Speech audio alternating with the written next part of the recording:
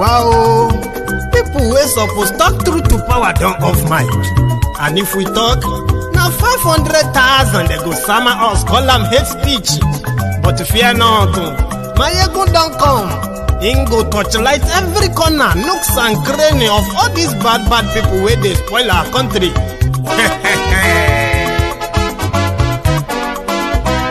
So my people make we laugh, oh yo yo. Mayegun don't come, oh yo yo. My people make we shout, oh yo yo. Mayegun don't come, oh yo yo. Mayegun don't come, man of the masses, oh yo yo. Mayegun don't come, oh yo yo. Mayegun diary politico, oh yo yo. Mayegun don't come, oh yo yo. This one not the off in mind, oh yo yo. Mayegun don't come, oh yo yo. Can in the touchlight every corner, oh yo yo. Mayegun don't come, oh yo yo. Okay, some people be they holla say they want the power. Jibe. Them be promise us say we go get light and power. Nah. Them hustle sote they can't get the power. But now they know they do anything with the power. Sure. Every day, dollar just they get the higher power over naira. See them talk say make we off mind. But thank God say Mayegun don't come. So my people make you loud, oh yo yo. Mayegun don't come, oh yo yo. My people make we shout, oh yo yo. Mayegun don't come, oh yo yo. Mayegun don't come, man of the masses, oh yo yo. Mayegun don't come, oh yo yo. Mayegun diary politico, oh yo yo. Mayegun don't come, oh yo yo. This one not they off in mind, oh yo yo. Mayegun don't come, oh yo yo. Person where they do evil, no one make person talk. Them say that Mayegun, that man too they talk. He too they talk. Say Mayegun diary, he they hot like pepper. But every day then they take money in bulk. Poor man picking, they the street they hawk. Still them talk say make we no talk. But thank God say Mayegun don't come. So my people make you loud, oh yo yo. Mayegun don't come, oh yo yo. My people make you shout, oh yo yo. Mayegun don't come, oh yo yo. Mayegun don't come, man of the masses, oh yo yo. Mayegun don't come, oh yo yo. Mayegun diary politico, oh yo yo. Mayegun don't come, oh yo yo. This man not the off in mind, oh yo yo. Mayegun don't come, oh yo yo. Aha. Now you not done here. All these bad politicians, then we call themselves politicians.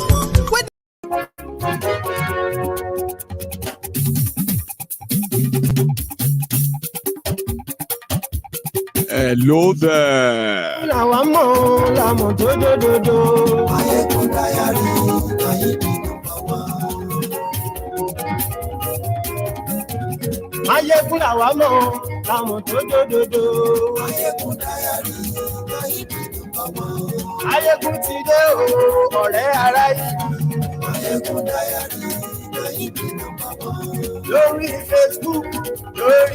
Good morning to you once again, good afternoon to you, and good evening to you from wherever you are watching from. This is Mayegun Live.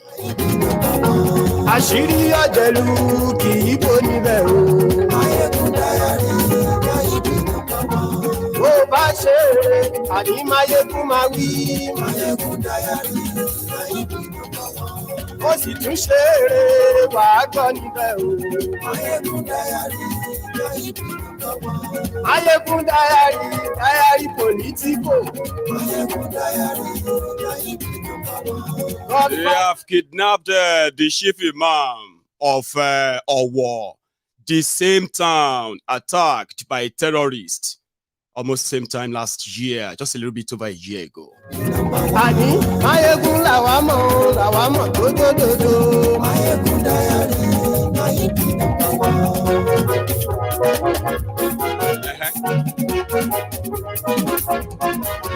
Of course.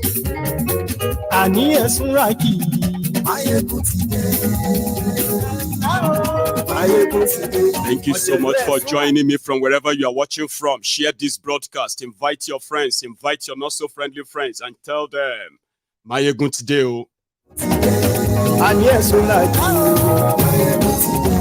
lórí YouTube. Máyégún ti dé. Àní ẹ̀sùn láti. Máyégún ti dé. Ọba bá gbé wúrẹ́. Máyégún máa bí. Àní ẹ̀sùn láti. Máyégún ti dé. Ijó ìgbádìyẹ. Thank you. Àní ẹ̀sùn láti. Máyégún ti dé. Presido bá rúfin o. Máyégún máa bí.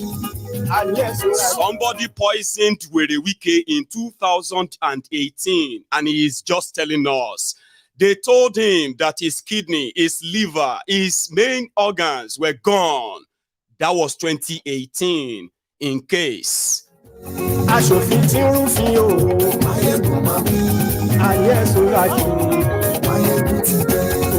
Somebody right there is like, how did he survive this long? 2018, PDP.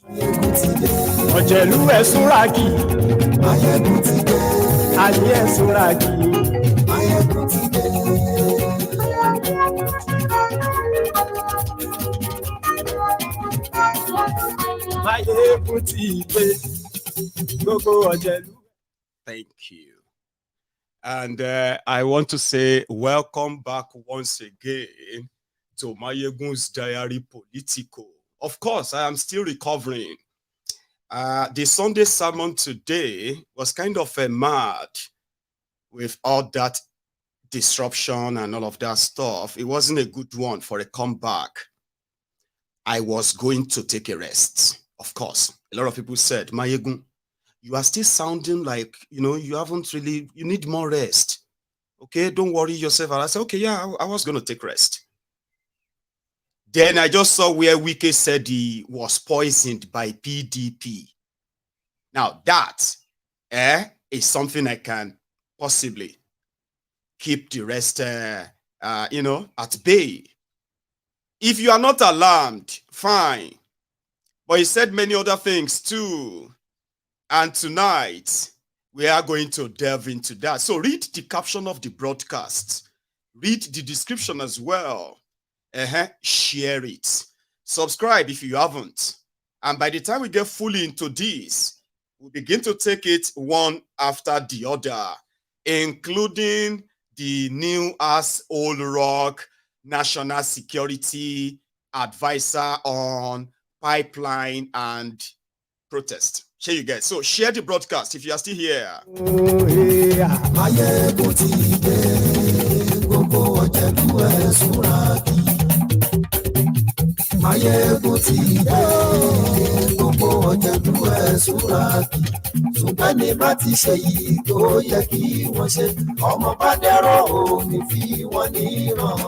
Thank you.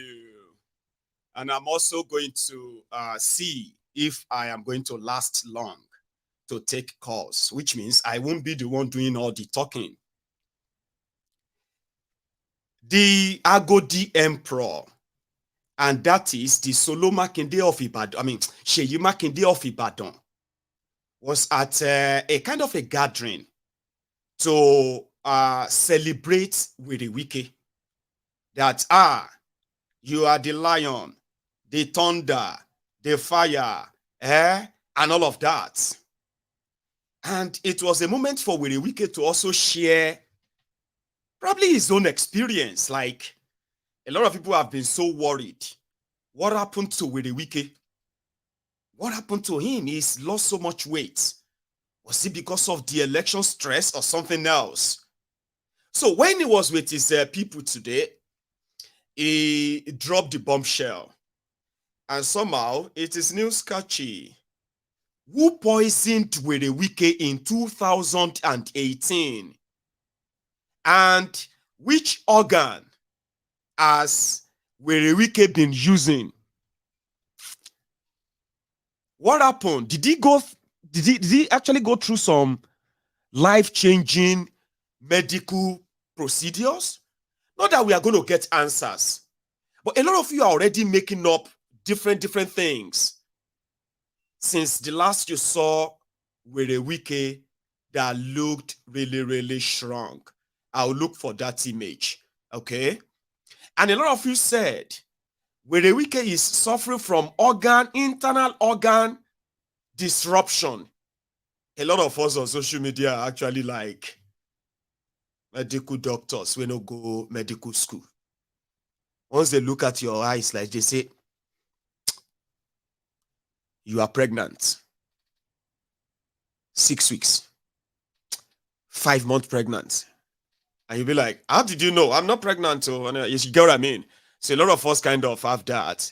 So a lot of people said, Werey Wike has been drinking thousands years old whiskey that he became so addicted to that everywhere you see, everywhere he's been seen, is always drunk. And according to people, his drinking or alcohol consumption became so excessive that people around Werey Wike were beginning to feel kind of concerned that something is not right. Now you know what happened. Wike was poisoned. And it's going to tell all of us the story. I know your speculation will still be your speculation, but this is for education. From him, it's rare for them to tell you what they are actually going through, even though they spend a lot of money on a foreign medical treatment. I'm still coming to the full show. I'm going to start with this one, Werey Wike's Thanksgiving and all that happened. Let's start with that. And I was to attend that Thanksgiving on a Sunday. From that Sunday, I never came out, I never came down from my room. It was bad. There are words I don't want to use so that it don't look somehow.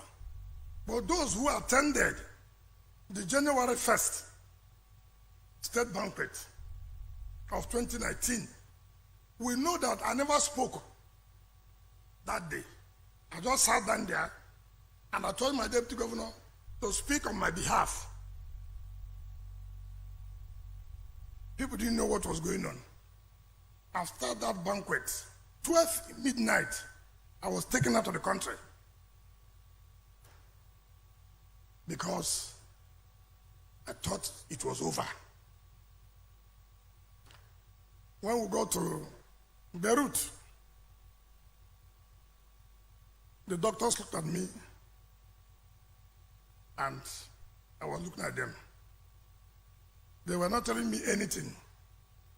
They just said, look, we have to do so many tests. I was just not talking. They came by the next morning and said, look, it was bad. My kidney had gone. My liver had gone. And they were looking at me. I don't know who told Werey. I think it was my wife who told Werey. In our court, he said, look, what is going on? I said, what did you hear? He said the way my wife spoke to him, is everything okay? I said, of course, everything is okay. And of course, the president governor of the Rivers State was also in the known. And I never knew that I've been poisoned in our campaign secretariat. My textiles all black. So the doctors did everything they could do. The next day they came back. They said, what's happening to you? That everything is turning around. I said, how?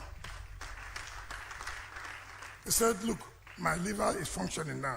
My kidney is functioning. I said, but you've not done so much treatment. Well, I just kept quiet. And the glory of God, after about 1 week, they said, look, I can now go. I came back to Nigeria to start the campaign properly. And then I told those who are close to me, we will not stop in anybody's house for anything, no matter how close you are to me. If we are coming to a local government to campaign, and from the campaign there, I'm coming back home. Because I could not identify where. So for me, everybody was a victim. What was a suspect? I'm sorry. everybody was a suspect. Because I don't know whom to and where it happened. So I said, look, this is the decision I've taken, not to stop in anybody's that if you come to Gokana, even if you are the leader of that place, thank you. From the campaign ground, come back home. Now, the next thing was this. I don't want to give a lot of instances, but these three things I just want to say. Was during when I was going through my presidential primaries. My wife called me from London. Said, look, she had been diagnosed of cancer. I said, what do you mean, the cancer? I dropped my phone. I called my G5 members who were supporting me. And I called the governor. Look, there's a problem. I don't think I will continue with this race. So I called my wife back. She said, no, continue, nothing will happen. I told her, okay. We started. On the day after that primaries, or in the night of that primaries, I went with my wife to Abuja. From nowhere, she was told that fire has gotten her room. From where? They had to call the fire service. Everything a woman should own was burnt. Up to today, we have not repaired that room. Everything was burnt. And nobody knew. I just kept quiet. That's why I say some people, you don't even ask me what I'm passing through. You only want me to give you. You don't know inside me, I'm already dying. You know? So I was just careful. Ah, God! Why do you brought me to this Nigeria? What is my sin? Kí lẹ ṣẹ̀ mi gangan? Kí ni ẹ̀ṣẹ̀ mi tó fi dá mi sí Nàìjíríà yìí? Èkíní, èkejì, ẹ̀kẹta. Ah! Ó yẹ o. Were you all listening to that lamba? They poisoned him in 2018 when he was campaigning for second term. His kidney, his intestine turned black, gone, when they got to Beirut in Egypt. Inside church, you would have started seeing people inside that church that already believed him, because God of miracle healed Werey Wike. The same Werey Wike, God healed him when they go to Egypt. Black intestine, kidney gone, liver gone. I mean, if your kidney and your liver, if they are gone, you'll be unconscious, I think. Would you be conscious to even know what's going on with you anymore? If your entire system is black, turned black, that means your meat, your intestine, everything is black. So do you see where they bring out their sky daddy God? Inside church is lying unprovoked. And right there, right then, it's a miracle. There's nothing God cannot do. So that's what happened to Werey Wike. Everybody was a suspect, he said, but doctor didn't have to do anything on him. As a superman, he healed up. His wife was diagnosed of cancer. Lying unprovoked though. Somehow, he didn't give the details of that one. Maybe we'll give you in the subsequent clip, right? But on the evening of PDP's presidential primaries, the wife's room in Abuja got burnt down. Everything burnt. There is no newspaper that carried the news that Wike's family also, a part of it caught fire anytime. There is nothing like that. Lying unprovoked in the name of God, the sky daddy. Because the real God is very patient. You know that. For everybody who really believe in God, though, you know, God is patient. Like, he's so forgiving. He's not human. Inside the God church, in the Old Testament, now for dear thunder for fire Wike. Thunder. And those who are believing the lies, thunder go just flash them. So they go faint. But for Wike, now burn to ashes. But because they don't believe in any God, he started lying unprovoked. And he started eulogizing himself. I mean, politicians, are they not the best actors? Is there any scripts they can't act? What do you want them to turn to that they can't turn to for you? If they need to do that to convince you. Religion? What kind of script do you want them to act? Acts or cook up stories, sub stories. That you hear the stories and you'll be like, oh my God, non-existent ones. Politicians. But lying unprovoked in the house of God, that is extra. It's not new. I'm just kind of showing that to you. So, if you are watching me on Facebook, Mayegun's Diary Political on Facebook, I am shutting the page down soon. Every one of you managed to see this broadcast. Just try. If you check this broadcast on YouTube or Facebook, you will see a link to my new Facebook page. And I kind of name it The Real Mayegun's Diary Political on Facebook. So I kind of want you to please follow me there. Over 99% of my followers on Mayegun's Diary Political have been denied. You will never receive notification when I'm live. If you do receive any, it's random. And not just that, you won't be able to like, comment, or share in some instances. So that is what Mark Zuckerberg did to my Facebook. They want me to shut it all this way. I refused. Now I'm shutting it down. So to every one of you who have this video or come across this, right? Just search for Mayegun's Diary, the Real Mayegun's Diary Political. That will be the new Facebook page. And thank you to every one of you who have already kind of followed it. I'm also live on that page right now. You won't see that big Mayegun's Diary Political any longer soon. Until then, right, we can all move to that. So those of you who can't use YouTube, it's almost the same thing, all right? The same quality and all that. Thank you. Let's go to the other parts. Werey Wike narrating his experience after the primaries. Here. You only want me to give you. You don't know inside me I'm already dying. You know? So I was just careful. And you know when they say that you're diagnosed with cancer, you know what it takes? You know what it takes? Those who have experience will tell you.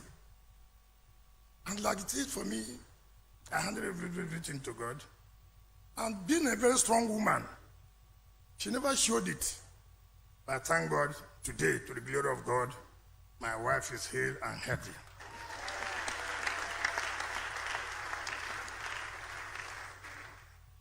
You see? So when people, like I always say, when people text me, my mother's in the hospital, my father's in the hospital, I say, should I text back? Now look, my wife is also not well. But I just get quiet. That is one incident that I said, God, you have saved me in everything, but this one, you've done it all. This is for my wife's life, and how will I have done at this age?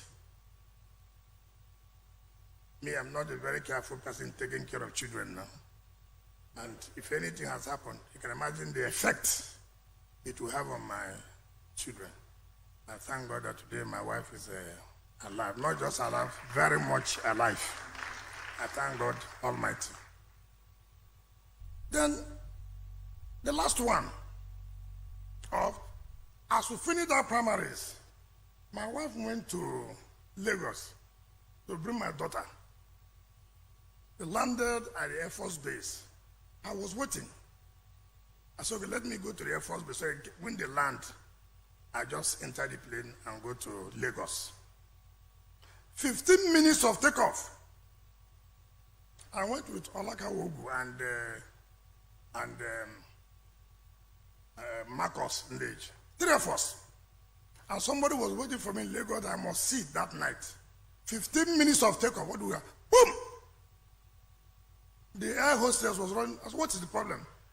She said, there's problem. I said, what is the problem?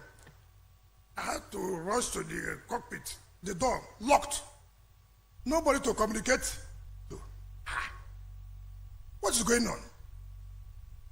She now ran back and came back to us. One engine is gone. And the pilot said, look, it's safer for us to turn back because it's still far going to Lagos. So cannot come back to Port Harcourt. So 3 of us were looking at each other. And the last thing, like I said that day, hey, I've not told my wife anything.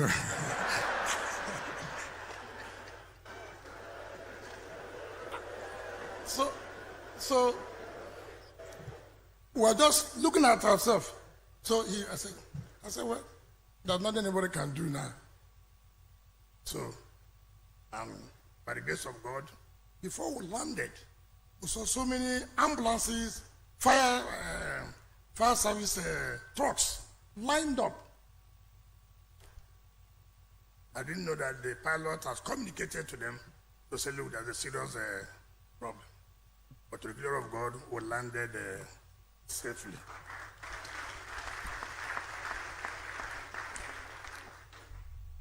So, like I said, I never even told my parents. I never even told so many people. They don't see me as a strong man, normal man. You know, part of leadership is for you not to frighten your supporters.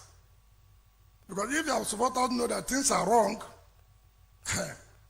then they begin to behave anyhow. So I have to keep it to myself.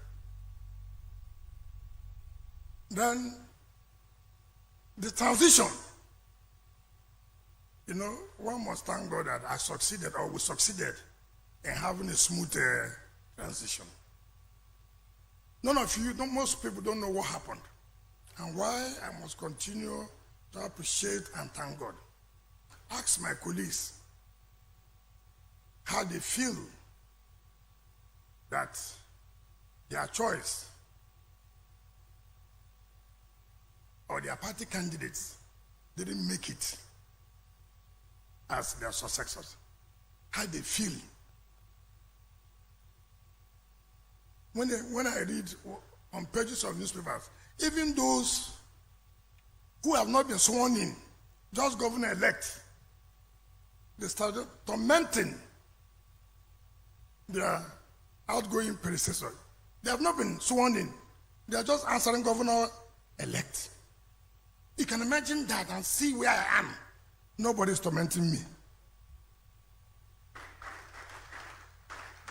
Not that even if you are tormented, you cannot defend yourself. But that's not the point. The point is that having that calm mind, having that after these 8 years, that you will still have another problem, is something that you must thank God. He's very grateful that the main worry of some of these criminals when they are about to leave power is what life will be like outside power. How are they going to get all of their loot, owned completely by them, and nobody's going to come after them. You know what I mean? Because it's going to be like a fish out of water. So they are so scared of this that they have to manipulate the elections, the process of who will succeed them. Now that in itself is a gamble. A gamble in the sense that you can't guarantee that after putting in all of that effort to make somebody your successor that will help you protect your loot, okay, and let you enjoy them and the life of peace, like Werey Wike said. So I wanted to say, well, nobody is disturbing him, like he said. Should have been nobody is disturbing him yet. It's a game of power. He is also going to either get jailed or he's going to run away from Nigeria. But there is a little saving grace. If he is going to cover his shame, when Kolu tell him to bring a name for somebody to become a special advisor or minister, Werey Wike better submitted his own name. That is the closest he can enjoy some level of criminal immunity like Amechi enjoyed. But if he wants to do a big man, it's just a matter of time.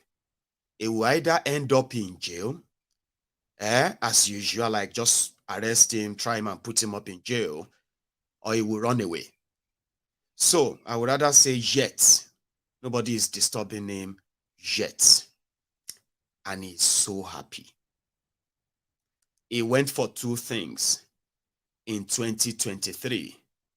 He's committed so many crimes that the guy, Fubara, who is your governor today in Rivers State, was your accountant general of Rivers State when the government of Rivers State under Werey Wike came under investigation with this EFCC. In case if you have forgotten, Sha, they had to declare Wike's successor, Fubara, wanted. This current governor had to go underground. He couldn't go anywhere except when he is in the presence of Werey Wike. He was actually living in the government house for over 18 months before he became the governor. Now, talking about covering the ass of Wike, he went for two things. Spend as much as he could to become PDP presidential candidate. So if anyone comes after him afterward, if he didn't become the president, he can easily tag that as those who are coming after him because he's opposition, like the usual, my enemies are coming after me, kind of, rhetoric. And if that should fail, he would love anyone who is ready to give him a good deal, that he could keep everything and get away with everything he did as Rivers State governor.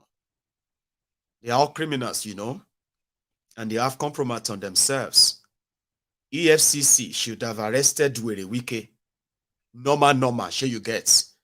If to say Atiku is the one they declared president-elect or your president today, Wike would have either run away or he would have been arrested, at least for the show off of it. Sure you get.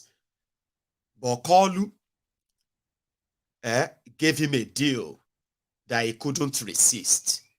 And that deal was, I will get all your EFCC case away. Don't worry about that. If you will deliver Rivers State for us, 25%, that's all we need.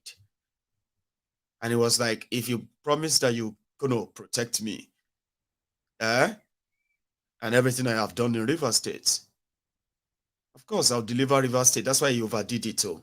The one that is also causing problem, where Kolu didn't win, but he was declared winner. Are you with me? So if Kolu asks for Werey Wike's names, like give me name of whoever you want to be the River State minister from River State. In my own political mind and from political experience, in the game of this power or not, it is ideal for him to what? To submit his own name. Because Fubara, okay, maybe that's not all about him. He was sharing his experience.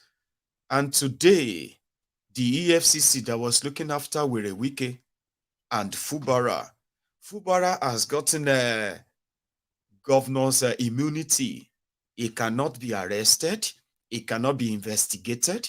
He cannot be tried or prosecuted as long as he is governor. Now, his immunity cannot cover Werey Wike. So Werey Wike had a deal with Escobar. Escobar is the one who is going to tell EFCC who to go after or not, which document they should destroy and burn, and who should be set up as the scapegoat or a distraction. He has all of the cards now. He can play the card however he likes. So far, so good. Werey Wike seems to be kind of safe, if you ask me. And the Agodi Emperor, Soloma Makinde Ibadan, has something to say about Wike, the way they actually feel about him. Remember this image? These are the images that popped up, after the election that got people worried. And, when Wike now said, no, this is 2023. What happened to him in 2018 couldn't have been what is happening to him now. Okay? And a lot of guys who felt like, what is wrong with him? Well, you know something, right? I've said this before. If Werey Wike was really doing all of the work, it's not actually like the show off, flyover 1, flyover 2, flyover 12, and other shambolic stuff he put out there that doesn't even actually add it to any kind of human capital development of the people of River State. But it's their choice. I can't question what you probably love, the bridges, the roads, or whatever he said he's building, or the jobs or industry that actually gives you the real economic empowerment. But that is yours. But people get worried that what could be going on with Werey Wike? Is it the whiskey or the poison? And some said, Mayegun, there are some drinks that people call poison too. They are not poison that kills you right away. Okay? It is like smoking. They say smokers are liable to die young. Unfortunately, the situation of Nigeria has gotten to a stage whereby now the young people, they ask that, please give me that one, die young one. There was a joke about that. That people are frustrated in Nigeria that they are seeing the smokers are liable to die young on the back of tobacco, right? But they don't care because they don't believe that it is that tobacco that will then kill them if what they are facing in Nigeria is not killing them. And sometimes they just be like, you know what, give me that die young one, that one that they say die young, just to show that, it is, but there are actually some drinks too, that if you drink them in excessive way, here you get, people call them poison. They actually call neurosis. Well, that neurosis, what is it? I don't know how you pronounce it, but all of you know what I'm trying to say. I don't know where that comes from. I've read it somewhere, and I think it has to do with internal whatever, when you begin to destroy your organ. Maybe I'm talking nonsense anyway, so forget about that. There's no point in sounding medical. You shall get what I mean. That one when you are in the lab, they will hold the kidney or the heart of an animal, and they will pour this sharp alcohol on them, and they will just change color, and they will say, man, that is how your kidney is changing color. You're like, I don't go drink again. But not lie, you go still drink. You get what I mean? But you know that if you then become alcoholic of some expensive shit, man, you know what I mean? Like, some will tell you that they are drinking fine brands, like whiskey. All these my rich people. Look at them looking at me like, what is wrong with Mayegun? Are you trying to tell us what's going to happen to us for drinking? No, I'm saying, right? Excessive drinking when it doesn't happen just at once, right? There are some very, very strong drinks that guys called poison too. So whatever turned Werey Wike's organ black, which probably is not true. Maybe Werey Wike has drunk so much that his doctors are beginning to feel worried. And in one of the periods that is at episode, you know, when you drink, sometimes when you get drunk, you get tipsy. Me, when I'm drunk, I become funnier. Sure, I kind of get funnier, more chatty, more free, I don't kind of stagger like, I'm drunk, I'm tenor, or be aggressive, or be violent, or argument. No. When I'm enjoying my drink and it's actually getting there, like, everything settling like regular, that's the moment I become more chattier, like with people when I have a chance, and it's occasionally. You get what I mean? Anyway, excessively, that's what I'm saying. Something that you are like, oh, more. This guy na beauty. I don't know. This guy go die young. This guy no feel. I don't even know if this guy still get any organ inside him. This guy drink. I think that is the state where it is beyond just getting drunk, being tipsy. If you notice, they said Werey Wike get drunk all the time. Anyway, he drinks expensive, kind of a brand whiskey or whatever, right? So he could be drinking poison that has already caused some health concern. And somehow, maybe Werey Wike is feeling like, feeling lucky. Especially when people are talking about him and he was kind of remembering what he's been through. The people he's ordered their execution. The people he's ordered their destruction. The people he's actually like helped and betrayed him. And all of that stuff. Like he just probably just thought everything about his life. Like, I could have died in 2018. Oh, I got so attached to alcohol. Right? That my organs were they started kind of giving the signs of failure. And doctors had to tell him that you need to slow down. You really need to. Maybe that could be the scenario. Because if somebody poisoned Werey Wike since 2018, and we are hearing about that now, it is like saying somebody poisoned a state governor for politics. And you would expect an investigation to have unraveled that. Of course, I know he's lying. I know he's lying. So you're not getting it. I was trying to like take those who wanted to give him a benefit of the doubt to just drive and drag that with them until they begin to feel like, no, it doesn't make sense. Because it doesn't. So the only thing that makes sense is, of course, he's been drinking very, very much of it.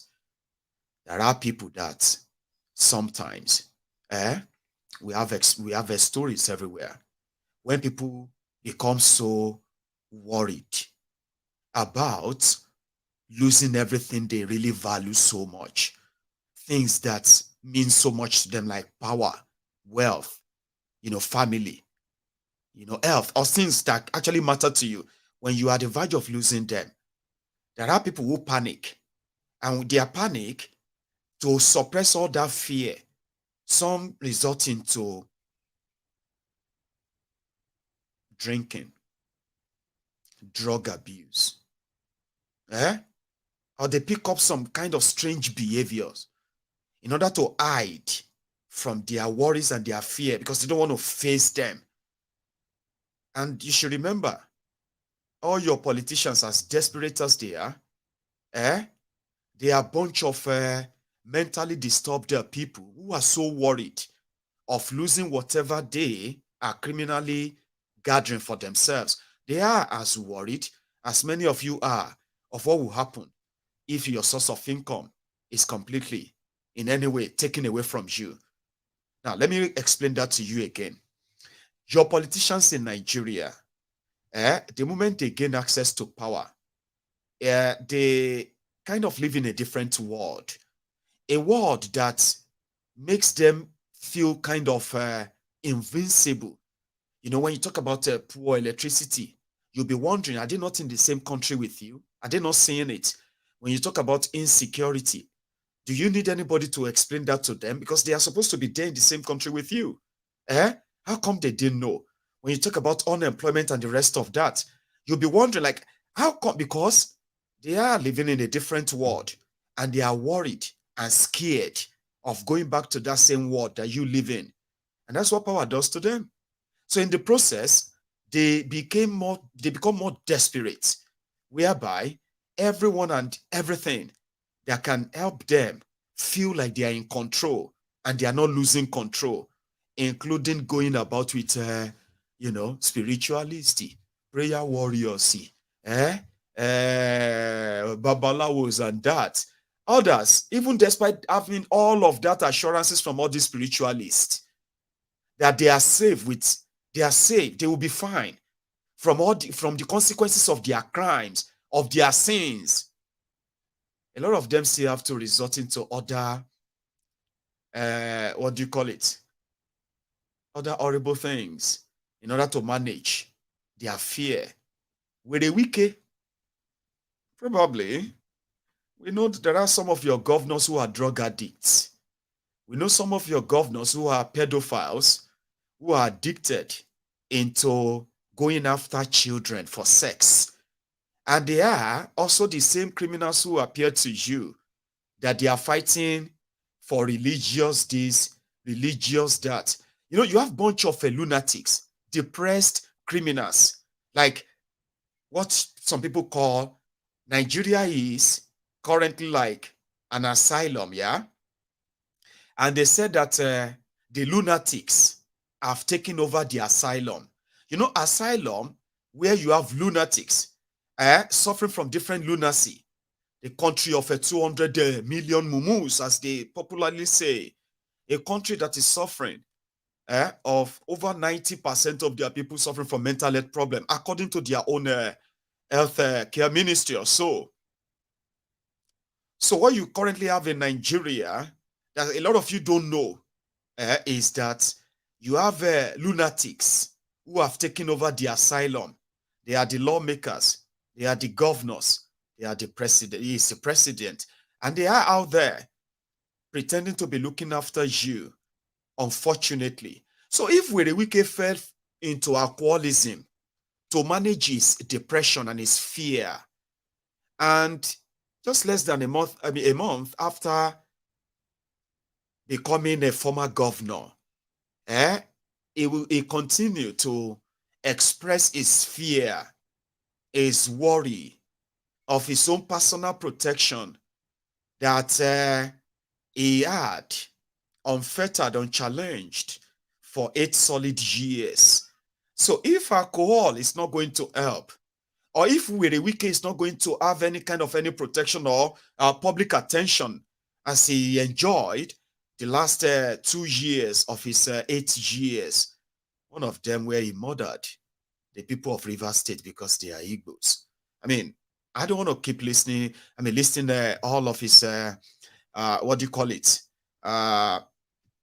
crime against humanity, the murder of the genocide against the people who attacked Igbos before they killed them, and the rest of that. So if Werey Wike fell into alcoholism, and today, somehow, like the video you just watched, I'm going to play the other part. Sorry if it's kind of feel annoying and all that. I just want I want you to see through what he's probably going through, that is only saving grace to keep him in that public post or public office, something that will keep reassuring him.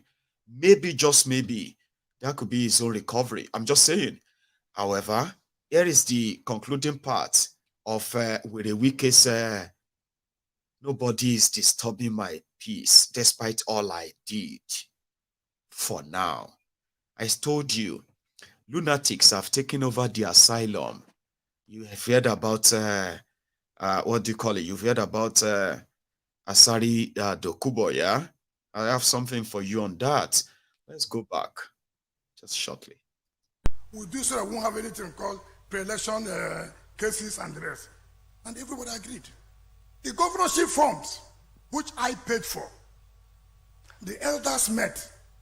O.C. Jokoja saying he was one who drafted the agreement. I think O.C. is here. I saw him here. I think O.C. is here. He drafted the agreement where everybody signed that the moment the elders choose one person that they are going to support, all of them signed. Now when somebody was choosing, come and see gang up. Come and see gang up. They all moved to Abuja. Started plotting how I will be arrested when they win at the national level. I say, God, you are the one that is in charge. But now, as God may have it, left I won, right I won, center I won. So I told them, now I remain in Abuja permanently. See, all evil plots against me, all failed. All failed. So why wouldn't I thank God? Why wouldn't I appreciate God? Some of you who are close to me were worried. Say, well, what are we going to do? Even some of those whom I told how to operate, they said, this kind of risk our guy is taking. It's a very big risk. We are finished. We are finished. I said, don't worry, have faith. You will not be finished. Know how we started this since from 2014, 2015. So why do you think now that God will abandon us? And God never abandoned us. So we survived at this way. State, we survived. Today, we have a governor who is our successor. Not an enemy to us. He was a member of our political family. So each time I go out now, I go out happily. I don't even look back because I know I'm protected everywhere. God's protection and man's own protection. Man's protection here is not the same thing as God. Yes, God uses man to help.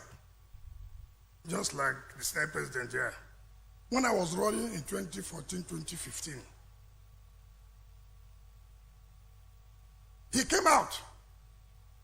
He was abused. He was on television. How can he put his hand about the politics of Rivers State?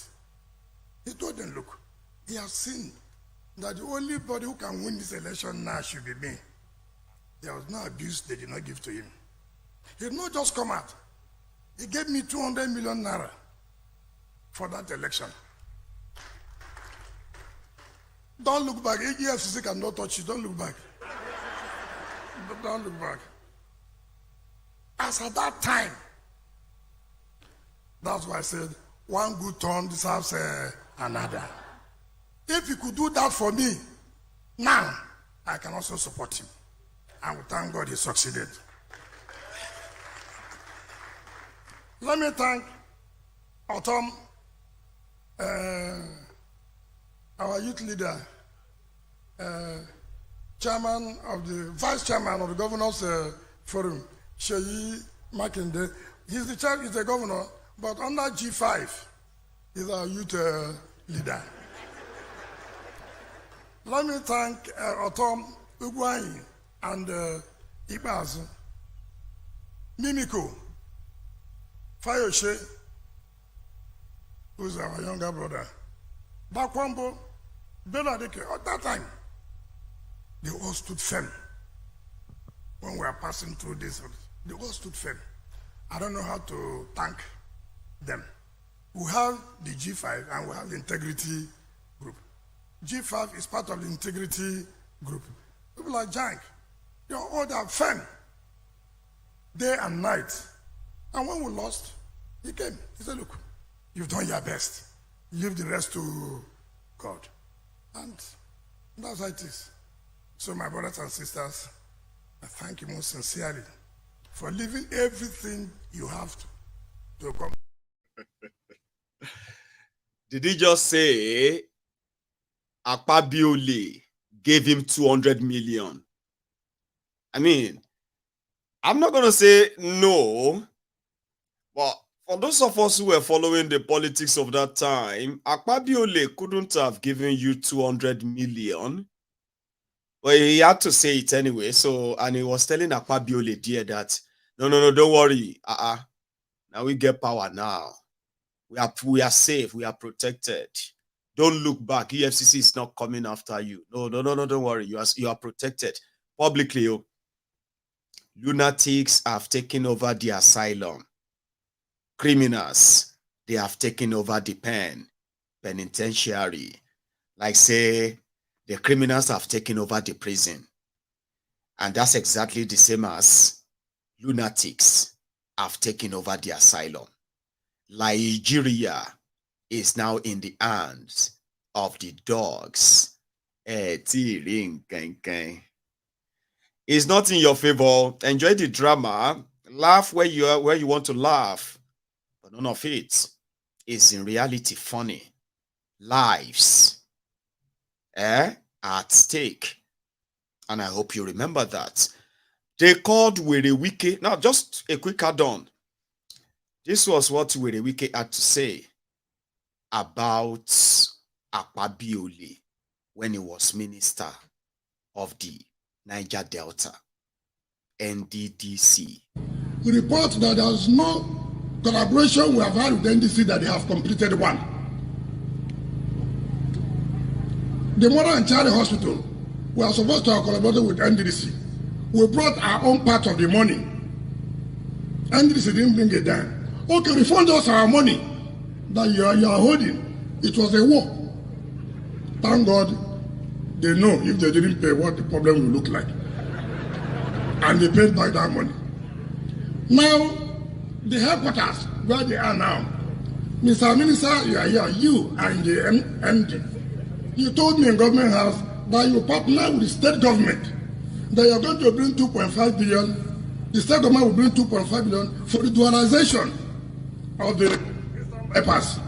As I speak, you have not got 1 naira. Meanwhile, the road is almost 95% ready. If you don't pay, I will make sure you won't use that road to your headquarters. Because, yes, because I'm not there for a Christmas. Yes. Yes, because, you see, about the fact that you have built this one for police, IG will not send police to support you that day, because I'm going to be the one that will need to block that road. Because you must fulfill what you have promised. Collaboration. That's the kind of relationship he had with Akpabiole, even just as recent as January 2023. But let's go back to his party, where they are praising themselves. It was Makinde who first said, a lot of you don't know Werey Wike. Remember, Werey Wike called Makinde the youth leader of the G5. Listen or watch what the rest of G5 or G4 called their boss, Werey Wike. Of APC, you have senators, both APC and PDP. Someone call himself Mr. Unifier, but from what I see in this room, the true unifier is Governor Nyesom Wike. He brought everybody from north and south to this place. Now he's been called so many names. They said Mr. Hurricane, Mr. Project. From all of us at G5, I'm going to unveil a secret today. One name that nobody has called him openly. I'll call him because when he was talking in church, he said, me, I'm the youth leader. Abi? Well, we always call him Mr. Naked Wire. Because, someone is calling him, and he looked at it. Of course, he doesn't save anybody's name on his phone, but he knows all the numbers offhand. So he's looking at it and said, this guy is calling me. He will hear it today. And he will take it and say, why are you calling me? Thunder fire you. So we call him Mr. Naked Wire, because if you don't want trouble, please don't cross his path. So, Mr. Naked Wire, Mr. Werey Wike, if you don't want his trouble, don't cross his path. Well, let's see how long that will last. Okay? So that Mr. Naked Wire, make them know at the end of the day, turn them to ordinary disconnected cable from the dilapidated NEPA pole. It is as good as a rope to tie to tie the wood. Ask people now, they'll tell you. Mr. Naked Wire will soon become Mr. Lifeless Wire. You have Naked Wire, you have Lifeless Wire. No be Nigeria. It won't be long, Now the share you get. But as for Akpabiole, this new Senate president, thanks to Werey Wike's efforts, and he did all of that to be safe so that nobody will come and trouble him. He can move about, enjoy the life, and still feel like he's governor and all that. Akpabiole was like, you know what we want you to do for us? We want you to do one thing for us, right? We want you to make sure that in 2027, you create another G5 so that they can help us win election again. That is Akpabiole. Our Werey. Watch this. They have been yearning for so many years.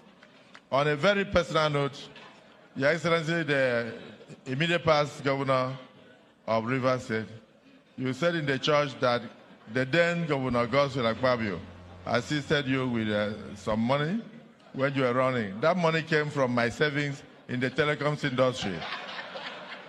The money was not from the government of Akwa Ibom State. I said, you said that I assisted you in 2014 or thereabout when you were running for governorship of Rivers State.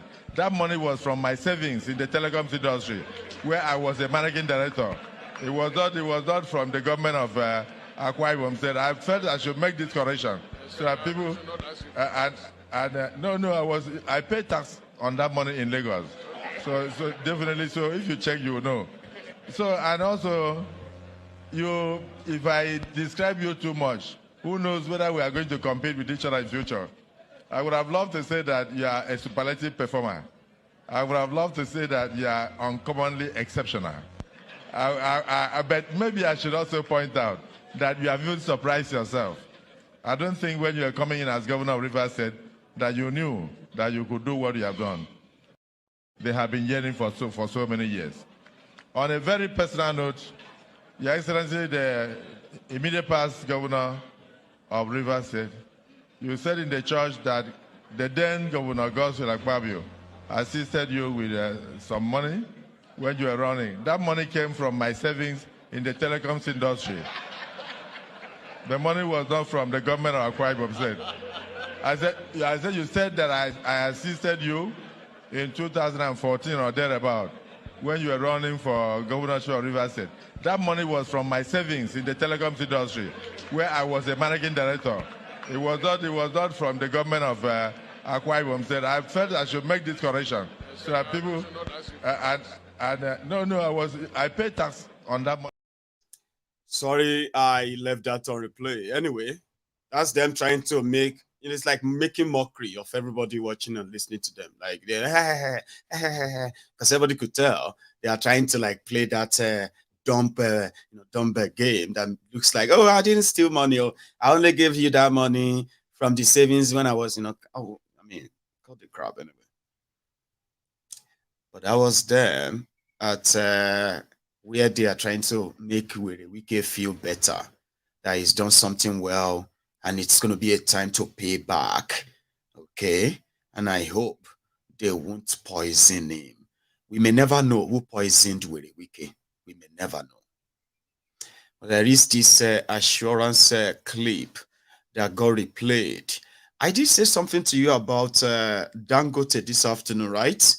That the same person they told you is going to start refining crude oil in Nigeria, and then they are going to be selling Nigeria crude oil to him in naira, not in the normal dollars, Abi.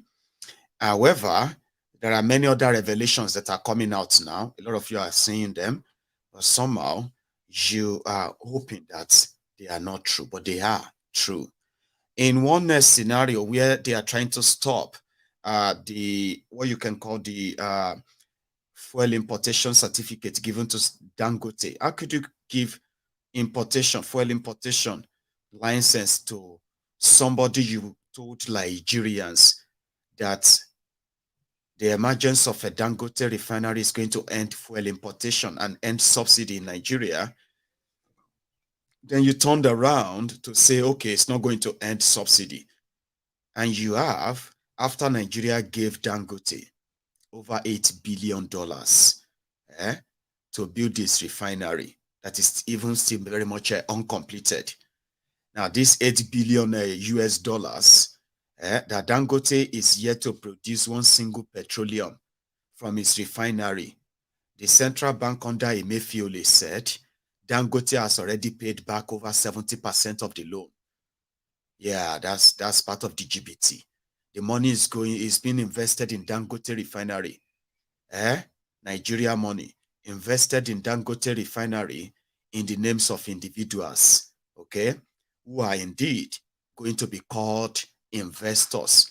But you know, the package, the arrangement is so mad, yeah, that they said that a liter of petroleum, a barrel of crude oil that is sold for over $80 a barrel will be sold to Dangote in naira. And somehow, the same Dangote is not going to, for any reason, sell the finished products to you according to the naira that they sold the crude oil to him for. You know what I mean? Like, Dangote is going to sell his finished product to you according to the price of crude oil in the international markets. So pretty much like the oil importers that are receiving subsidy, only for them to come back to say the same government, the GBT government of Buhari, they also issued a license to Dangote to be the sole importer of petroleum products in Nigeria, not NNPC anymore. So whenever Nigeria want to pay subsidy on importation of fuel into Nigeria, that will be called Dangote fuel. Now, Dangote refinery in Lagos doesn't need importation of fuel, does it? But they are going to import a finished product from abroad, send them straight to Dangote refinery. And you are all going to believe that they are refining crude oil in Dangote refinery, Abi? So on the other hand, the deal is so shady that if all of you actually know what this is all about, wherever you see these criminals, you go hold them, citizen arrest, from Tinubu to Buhari to everybody, wherever you see them. But unfortunately, they've done probably worse than that for them to be so bold enough to use your central bank as a collateral for a supposed private business of a Nigerian businessman. Unfortunately, Dangote, the same one who the argument now started in the House of Rep that they must revoke that license.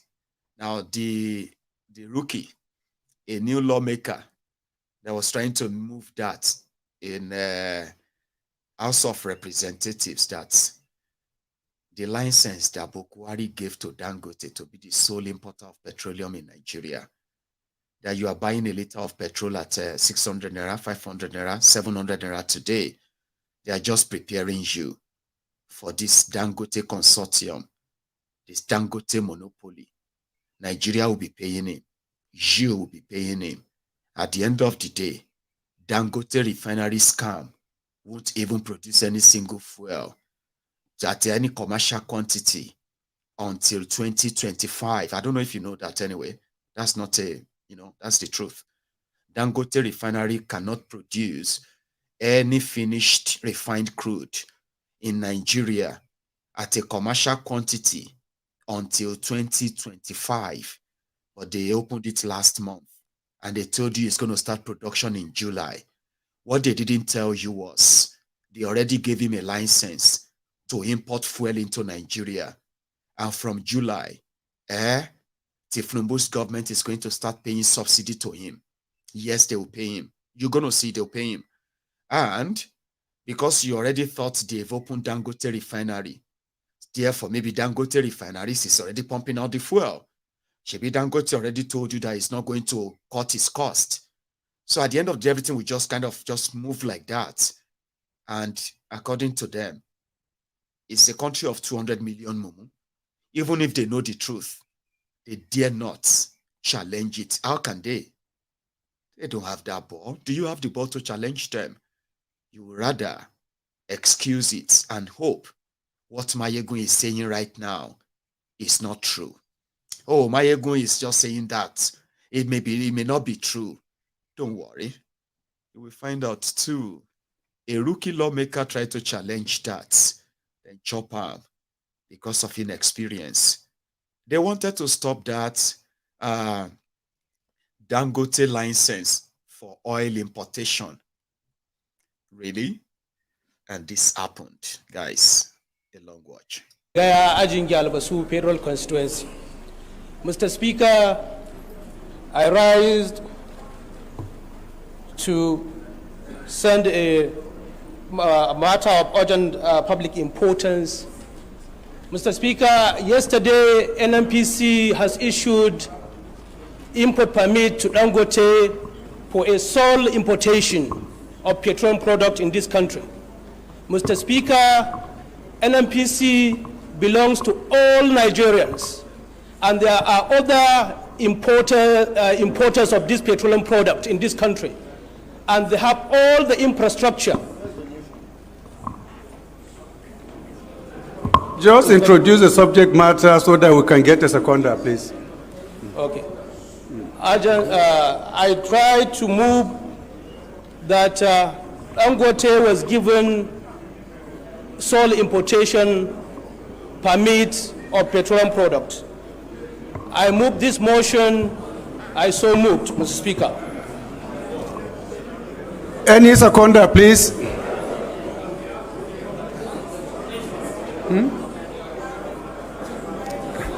Again, you cannot misguide in a class.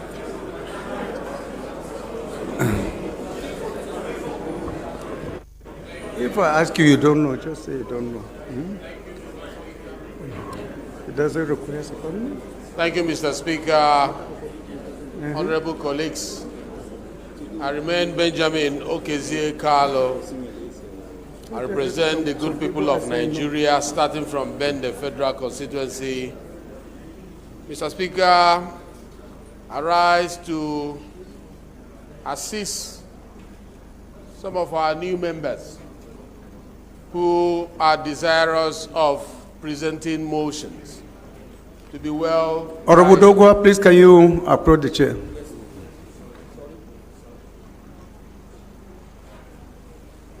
Sorry. To be well guided by the rules of the House. It is expected that when you want to move a motion of urgent public importance, first, you have to do a written work that must be presented to the Speaker ahead of time for him not to be taken unawares. That is one. Secondly, when the time is given to you to make your presentation, you will seek the permission of the House in line with Order 8, Rule 4, seeking for suspension of the House rule to enable it be heard. And in doing that, it is expected that the topic that you want to present has all the elements of urgency embedded in it. If it is not as urgent as you may think it is, it will come under notice so that members who have pre-knowledge of what you want to discuss, research, prepare for it, and contribute during debate. So I think the House rule that has been handed over to us during induction is for this purpose. Let us consult it the more. The issue you raise is very topical. I leave it for the Speaker to rule on that, but I just wanted other members who may want to come up for issues of urgent public importance to be well guided. Thank you, Mr. Speaker, for this opportunity. Thank you. Thank you, DS. May I call on the suspension of the rules so that can we get a proposal to suspend the rules so that we can take this particular motion? Mr. Speaker, sir. Go ahead. Okay. Thank you, Right Honorable Speaker, my respected colleagues. Mr. Speaker, I beg of your indulgence to say that the same mover of the motion, sir, should be allowed to move for the suspension of our rules. Correct. So, now get the consent Honorable, of members. can you move that we suspend our rules to take this motion if it is urgent enough? Yes, and we put it to question, sir, with due respect. And then we put it to question. Yes. Please go ahead. Mr. Speaker, I hereby apply we cannot take decision now. Mr. Speaker, my name is Gali Mustafa Tijani, member representing Gaya Ajingi Albasu Federal Constituency. Mr. Speaker, I apply for the suspension of Order 8, Rule 4. I so moved. Any seconder? Honorable Idem. Thank you, Mr. Speaker, distinguished colleagues. My name is Idem Unyime, member representing Ukanafun, Orowenam Federal Constituency of Akwa Ibom State. Mr. Speaker, I rise to second the motion as moved by my colleague. I so second. Thank you. Thank you, honorable colleagues. Those who are in support that we suspend the rules to take this particular motion should say aye. Aye. Those against should say nay. The ayes have it. We take the second leg. Those who are in support of this motion to be taken now should say aye. Those who are against should say nay. The ayes have it. So please go ahead and present your motion. Mr. Speaker, I remain Gali Mustafa Tijani, member representing Gaya Ajingi Albasu Federal Constituency. Mr. Speaker, NNPC Limited yesterday issued import permit to Dangote Petrochemical as a sole importer of petroleum product to this country. Mr. Speaker, that is not what should have been, because there are other importers of this petroleum product over the years in this country, and they are doing wonderfully well. And they have employed so many Nigerians, and they have built so much infrastructure. Therefore, I so moved, Mr. Speaker. Honorable colleague. My honorable colleague. Mr. Speaker.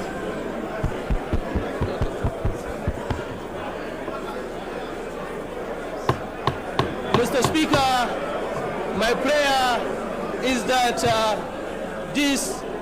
Please sit down. Do you have a written copy?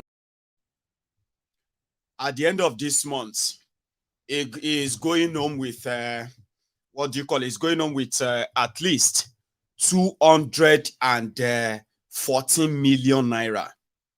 He's a new lawmaker. He's going to collect his housing allowance. He's going to collect, he's going to collect all of his allowances, you know, and then because he's a new member.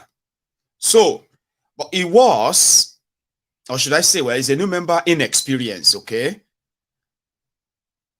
But he wanted the house to stop NNPC from issuing a sole import license to Dangote Petroleum.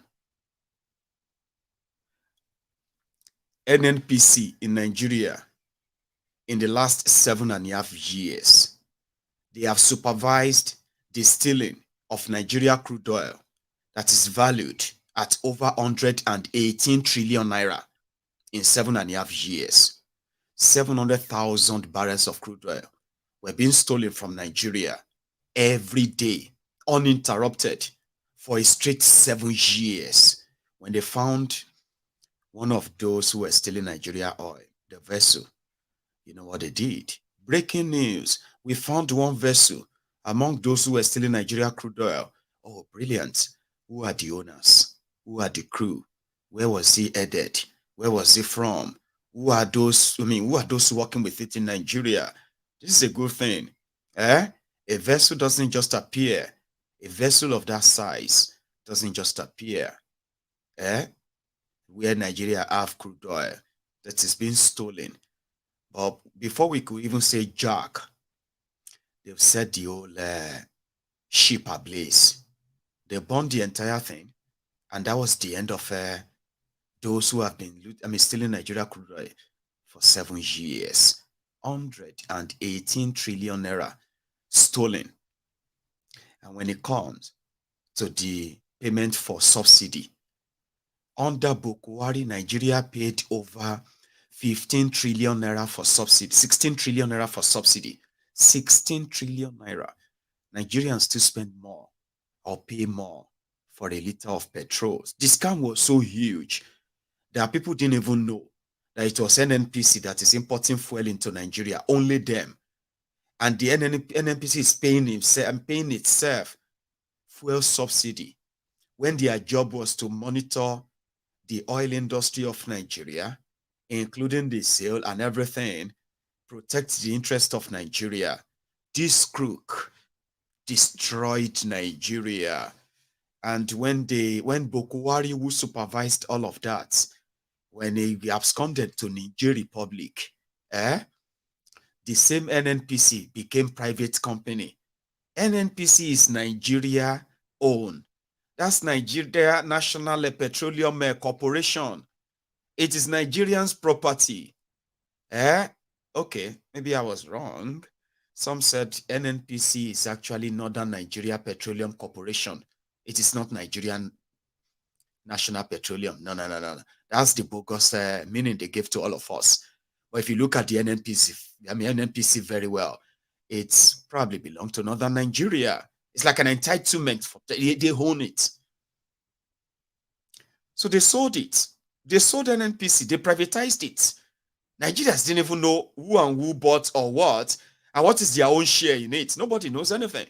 They just said federal government of Nigeria will have so percentage in NNPC. Who are the buyers? They use Nigeria money to give themselves shares in NNPC when they sold it off. But they still hold control over who controls the oil sector in Nigeria, even though they have become private company. This whole scam, everything is sha. Ladies and gentlemen, they wanted to escape that, and they believe that maybe Tinubu will probably not want to take it away from Dangote, because Dangote represents the criminal enterprise of Nigeria. Everything that is wrong with Nigeria, that is what Dangote represents, right? Dangote is not just Dangote. The interest of the Yorubas, the Igbos, the Hausa criminals, Yoruba criminals, Igbo criminals, a lot of them who have stolen from you or help them cover the crime against you, they all got rewarded with something from Dangote. And Dangote there, who is sitting over the vast resources of Nigeria, in lieu for these criminals, receive in return, he received the protection from them. So if Tinubu decide to go after and take that from him, or decide to probably even just take the entire refinery from him, because Dangote has no money in that refinery. They robbed Nigeria for years. Even at that, they still couldn't deliver it anyway.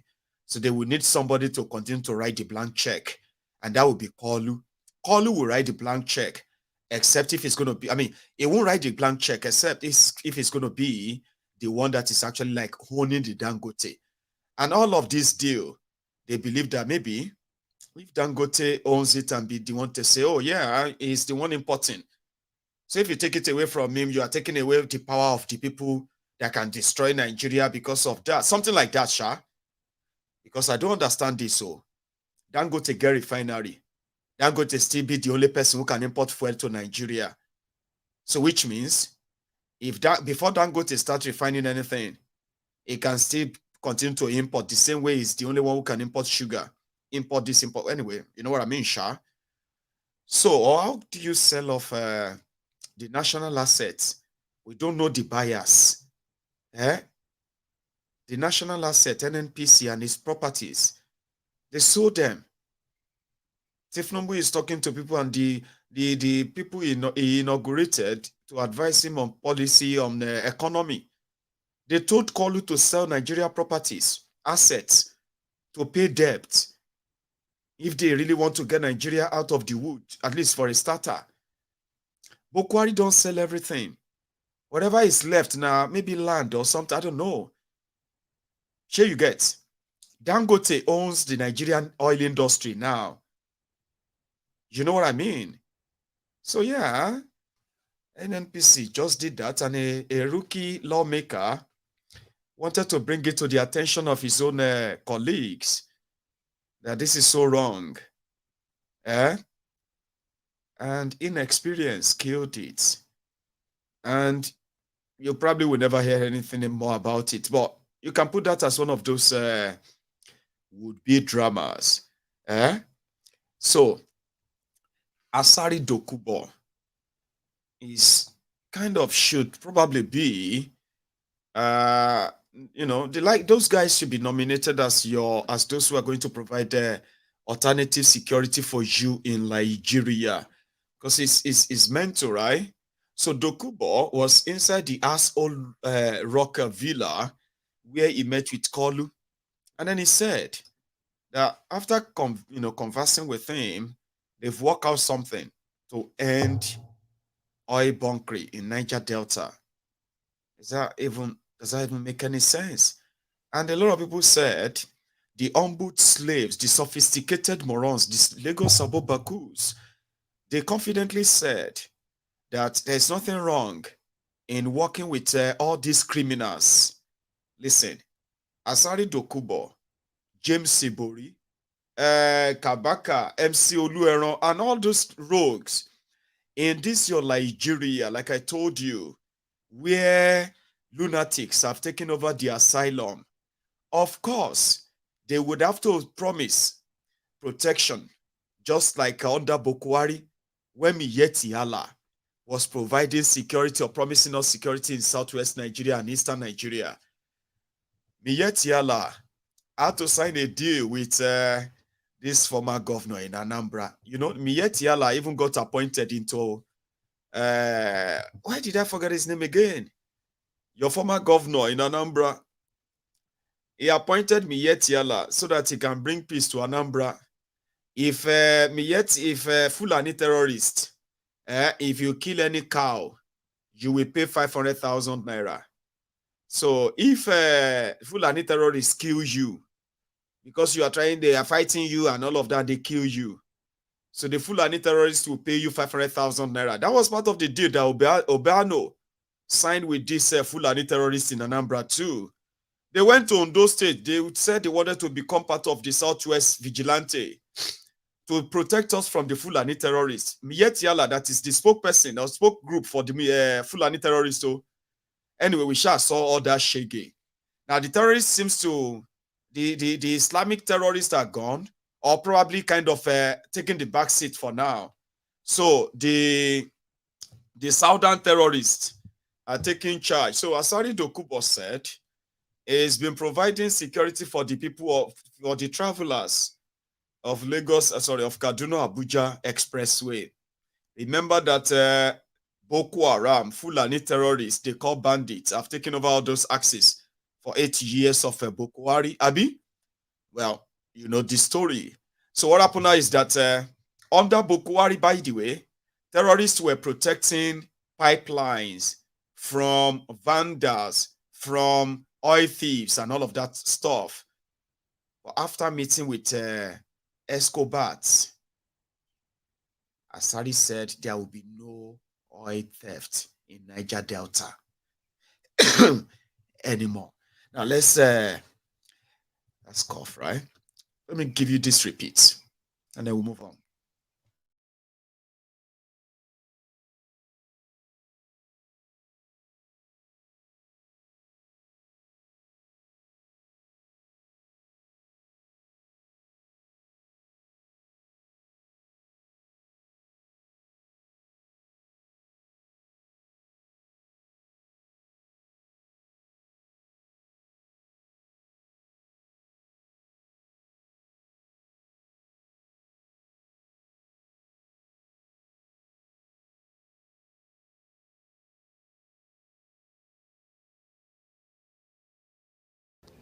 He just to come and say hello to my father.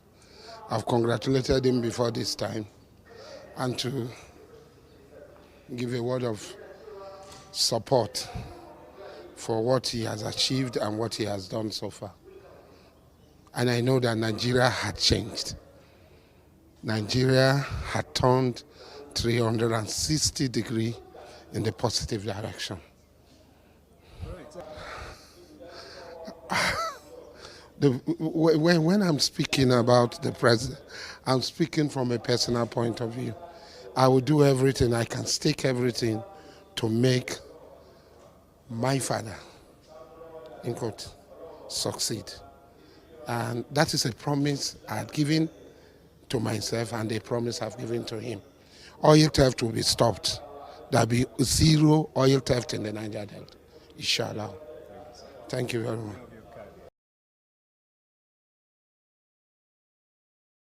So when he finished that appearance after seeing Kolu, a lot of people were kind of jolted. I was reading so many comments online where a lot of people were like, man, they've never actually seen any kind of former militant or terrorist or anything sitting inside the asshole rock to address the press.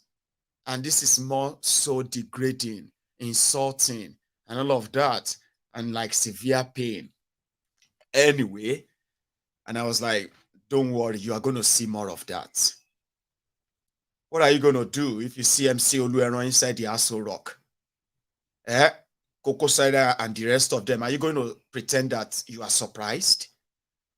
You're going to see them. They're going to be around. You're going to see, you're going to see them on the presidential jet. Yeah, you're going to see them. They're going to fly all those things. When they are flying them, when you are seeing them and all of that, yeah? Do you know those who are also going to be so pained? They are going to be the CPC of Boko Haram's party, where the likes of Malamu, Shadia, Adisirika, Gandola, and on like that, yeah, are also going to be displayed as the scapegoats of everything wrong with Nigeria. Prepare yourself, it's going to be an endless episodes.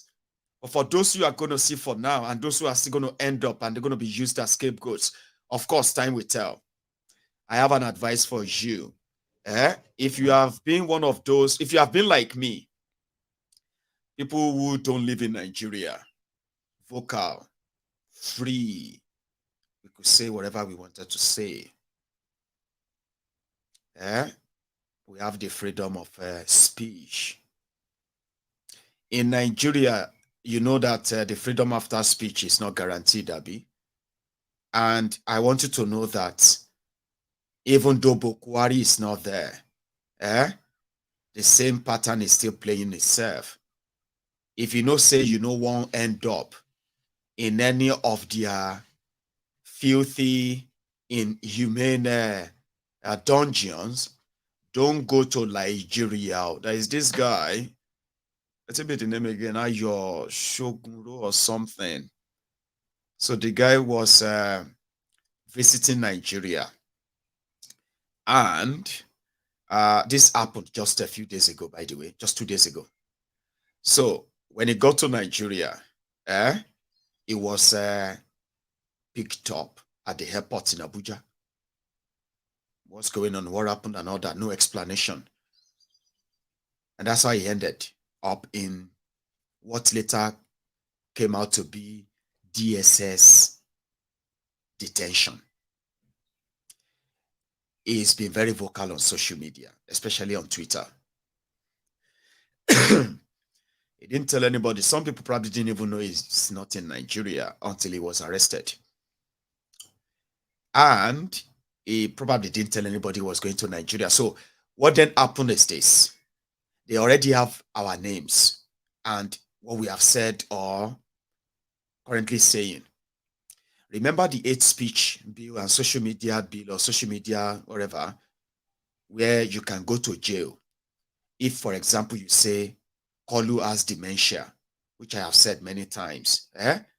So I will be sent to jail because I didn't take permission from the Ministry of Information in Nigeria before I could say that to you that Kolu get dementia. In hand they shake, in leg they shake, in voice they shake, in neck they shake. You know, that kind of thing. That by that law, I was supposed to write to the Ministry of Information and say, hey, I want to go and tell the whole world that Kolu is very sick, that he is not mentally okay. Here you get. And in order not to break any law. So the ministry will now say, no, don't say that. You are not allowed to post anything like that on social media. But if I fail, if I go ahead and post it, I've committed a crime that will send me to jail for 10 years. Okay? So it's called the social media law, which means before Nigerians can post anything on social media about Nigeria, they will first write permission at the ministry. Something like that, Shasha crazy. So that is in effect. One of the things that Kolu and his gang did during their charade campaign was that they wrote to the DSS. They wrote to the Nigeria Broadcasting Corporation. They asked the Nigerian Broadcasting Corporation to sanction any media houses promoting any criticism of Tinubu.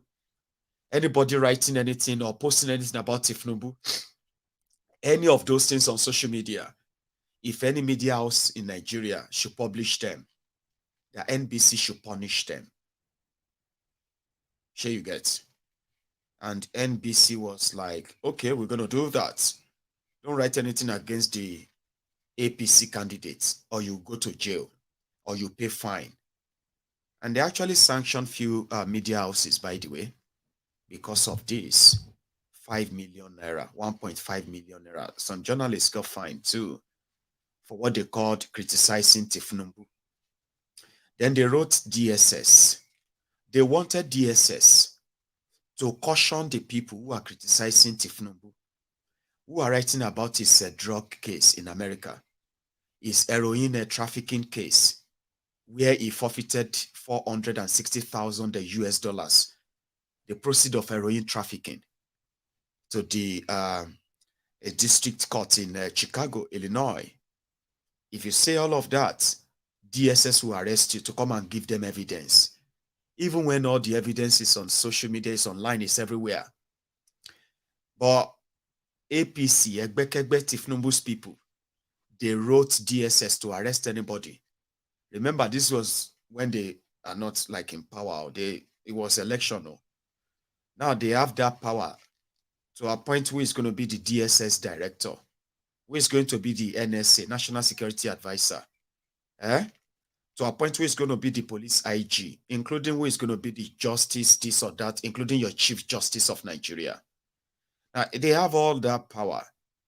So you should please remember, if you have criticized them, if you have said anything, you see, they are inheriting people's enemies. Oh, they are inheriting those they believe just don't like APC.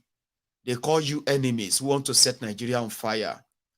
So if you go to Nigeria, of course, with, like, maybe not like me, who has a channel. If you're just the regular person who just criticize them and all of that, you just need to pack your bags, okay? When you get to Nigeria, you may not be visiting your families. Now your family go to visit you. Like Emefiole is currently begging them to allow him to see his family, since they told him that he was invited or arrested over a week ago. Emefiole is right there with the DSS. Just same thing with the EFCC chairman.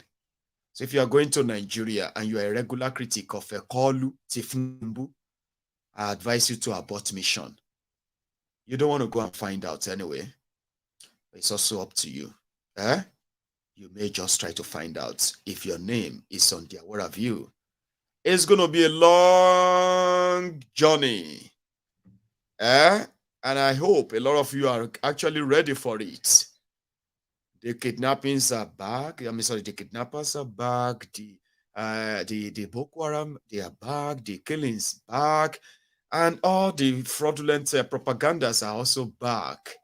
Now you go, they suffer. Now them go, they tell you, say, now pretend you, they pretend. This country is very hard. They will tell you, say, it's not that bad. It's getting better, dear. It's getting better, dear. Now you never see them. Just wait, it's going to get better. And so then tell some of these walking dead people today, no be people who are dead under Boko Haram, whether na hunger kill them or na terrorists kill them or na police kill them. They are lucky. I'm sorry to all of you who are their family members. I'm not trying to make light of your losses, okay? But I'm saying they are lucky. You know why? They ended it. You and I can talk today about how things have gotten bad in Nigeria and how it's still going to get bad, and how many other victims are still going to become victims of this, and how many people are still going to die, people that shouldn't die. Of course, their policies kill people. But put it this way, you and I are here worried. What's going to happen to our children? What is going to happen to all of, you know what I mean, all that kind of things. You are worried because you are alive. If you are dead, Baba, you are dead. You don't understand. And that is why I do tell people that even though it is always ideal for all of us to go when it is right, receive help, right? When you are feeling kind of so like you want to end it. But the bottom line is this. APC, Egbekegbe, destroyed lives of people. A lot of people died. But there are also a lot of people who are not dead, but they are not alive. Do you know that? You have them you have them as people you know. Okay, I'm not wishing you this bad, but these bad things happen to a lot of people, a lot of families. Yeah, today. So, for those of you who are still here, you are here to worry about the damages that Boko Haram did, APC, Egbekegbe, and the ones that are still coming. If you lived through it, well, lucky you. There are so many people that this whole thing have actually like crushed, destroyed. All these stories that you read about, all this looting, all this terrorism, the corruption and all of that, people's lives and livelihoods were destroyed. A lot of them didn't recover, and they may never recover.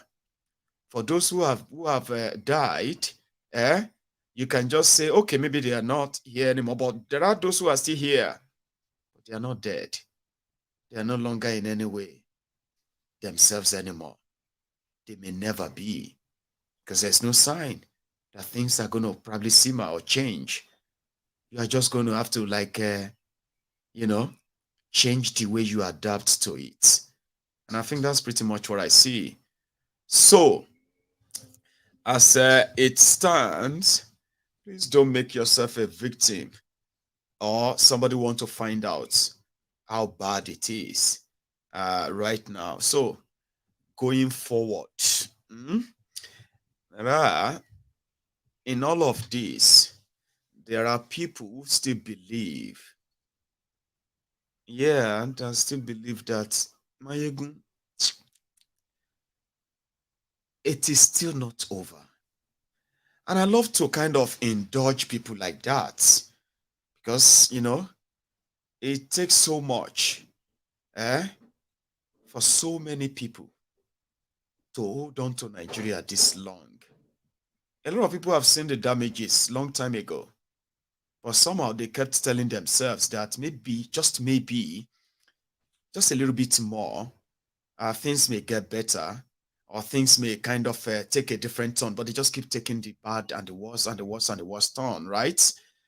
And that takes a lot of faith. You know what somebody told me about poverty? It wasn't mocking poverty, okay? He said, the poverty that a lot of us kind of dread, sometimes we misunderstood what the commitment of poor people, like the mentality of that poverty, right? Let me tell you something about this, that how that person kind of illustrated it for me. I'm going to try just so you understand what I'm trying to, or what I'm driving at. Poverty is something of, as they say, state of mind, and mostly the physical part of it is the lack, which is lack of this, lack of that, or insufficient of this plus that, and pretty much about not having at all or not having enough. Okay. Now, you'll be wondering that how come the people the people you call poor, how come they appear like happy? Because there are some of you that if you live this current life you are living right now, the one you actually achieved for yourself, you worked hard to be where you are right now, okay? You see, whatever the comfortability that you have earned for yourself, especially the one that makes you feel like at least you are above that level of poverty, kind of lack and all that. You know what I mean? When you see the life of people who are poor, but they still look happy, not worried, not panicky, not stressed, they still kind of appear like normal, something that will never make you normal. So let me give you an example. There are many of you today who are financially very okay, which means you could afford your own house, you could afford your own Medicare, you could afford a lot of things money can buy, okay, food and all that. Now, when you put a number beside what it actually takes to keep you comfortable right now, the number is staggering. A lot of you will be like, to keep my household running every month, I earn good money, but I spend over 10,000 US dollars, or I spend over 10 million naira a month to keep my family running, children's school fees, medicals, and all of that stuff, our automobiles, all that stuff, Sha.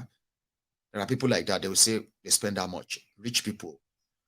For me, if you ask me, my own could be like around 5,000, 6,000 to keep my own family running, and at the same time pay my bills. You see, that lifestyle is lifestyle of comfort that when you meet people who earn far below you, and they are still living fine. They are paying their rent, they are paying their school fee. I mean, their children's school fees. Some of them are running businesses aside. They don't seem to have as much as you have, even though you are still looking for more in order to be comfortable. Eh? Then when you are like, okay, there are people who actually survive or live on 10,000 naira a month. And you're like, no way. No way. It's impossible, Mayegun. How can somebody survive on the 10,000 naira? I cannot even survive on 500,000 naira. I can't even survive on the 400,000 naira. You know, that kind of thing, right? That level of poverty that you be like, if I should fall to that level, I may kill myself. Do you know that? Have you ever imagined it? Like from spending a lifestyle of, let's say, 5 million naira every month.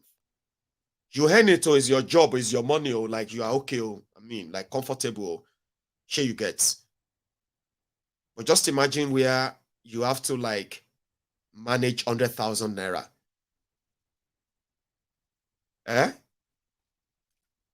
So that kind of poverty, yeah?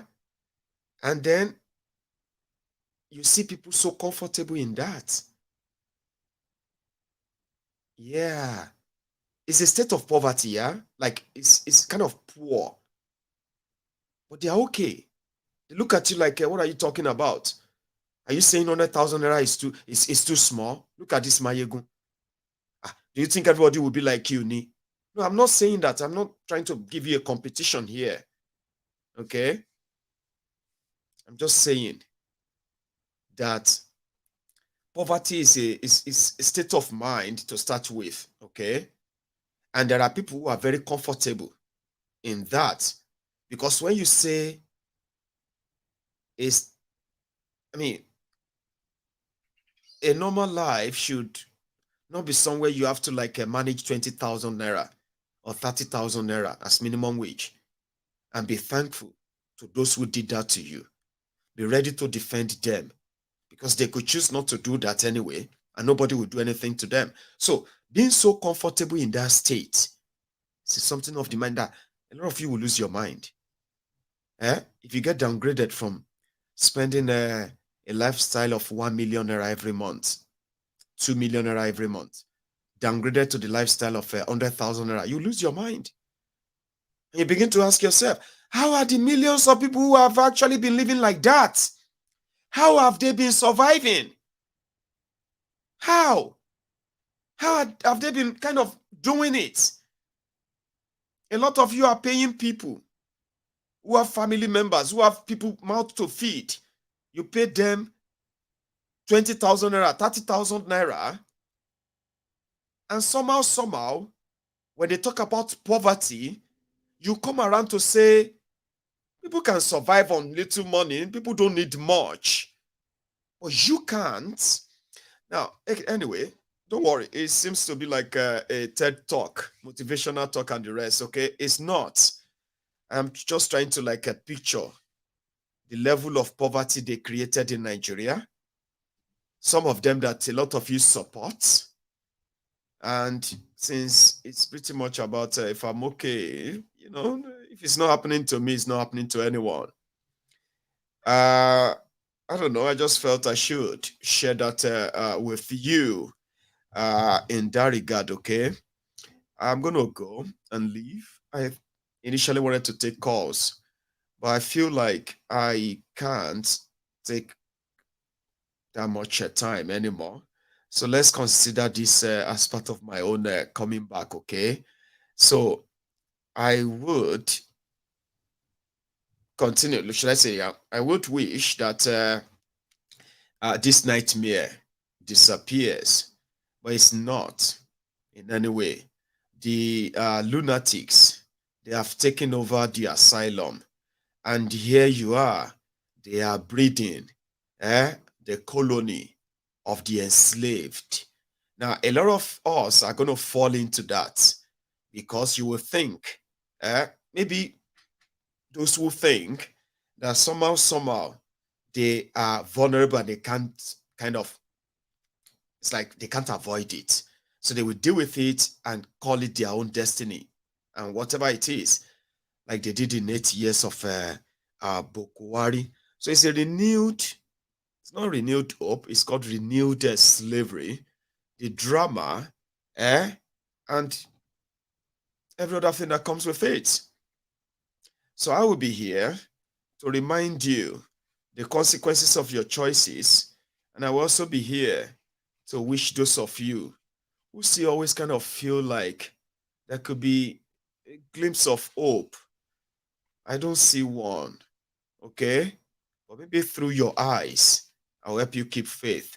And if every other thing, all things being equal, that we all find out that we are all headed for the same doom, whether you are supporting them or you are not, the damages they have done, the dramas they are going to give, the distractions that are going to come with it, the disappearance of Kolu, and also the people that are going to take position fighting for what they are or they can control, like they did under Bokwari. Everything is going to come back to one thing.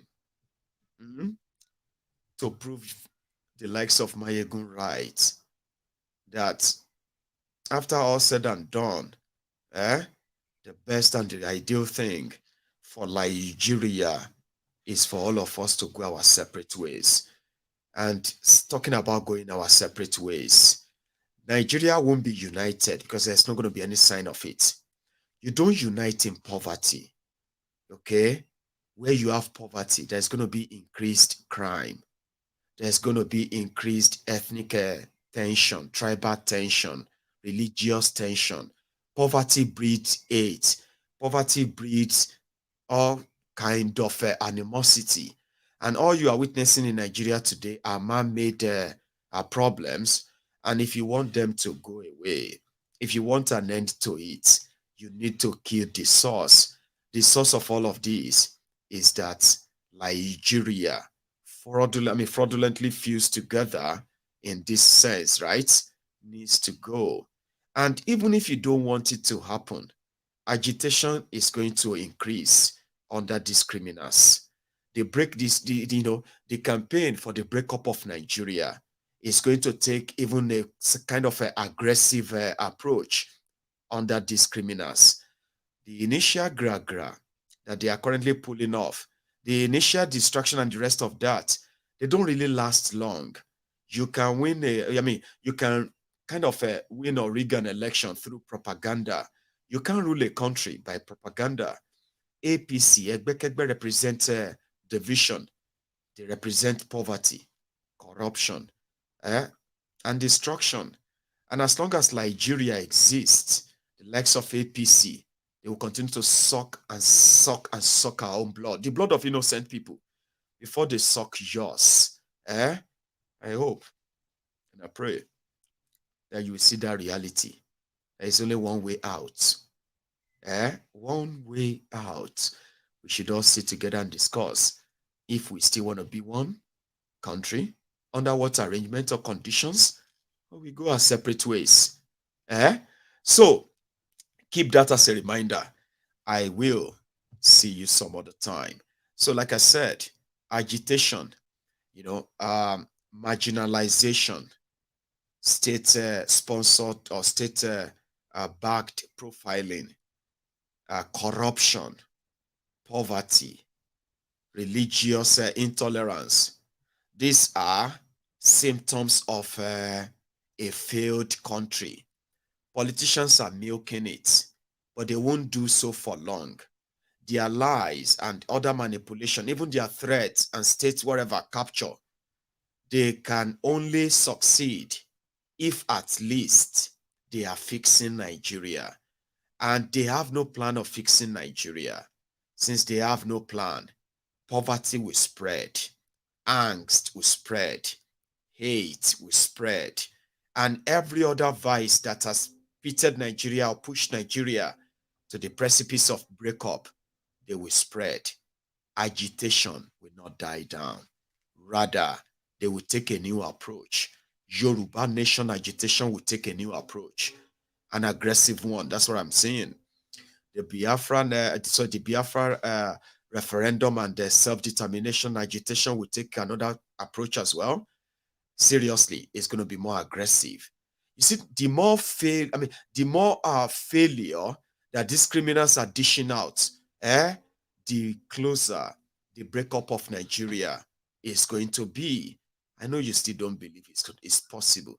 I know you still don't believe it's going to happen, but it's not yours to believe or to make happen. Their failure will push everybody to choose that route very soon.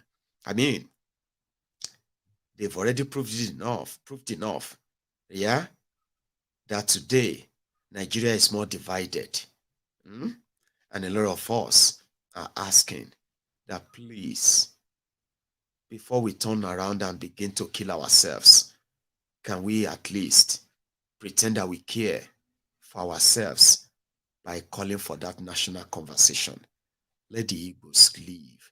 Let the Yorubas leave. Let the Arewas leave. Let the Kwararafas go. If the Ijaw nations want to go, let them go. If the Ogoni land wants to be their own country, let that be. Let everybody choose what they want. And you can only know what everybody wants if you let them choose. Or if they won't let us choose, if all of you are going to continue to lie to yourselves, that you are speaking to one sky daddy is giving you one vision and the rest of that, you are never going to be in any way different from your parents. Our parents believe so much in Nigeria. Breaking up of Nigeria wasn't that appealing to some of them. And listen to me, some of them are dead, some of them are still alive. Oh, today, a lot of them have regretted that they didn't support the breakup of Nigeria when the Nigerian genocidal war, the Biafra war they called it, happened.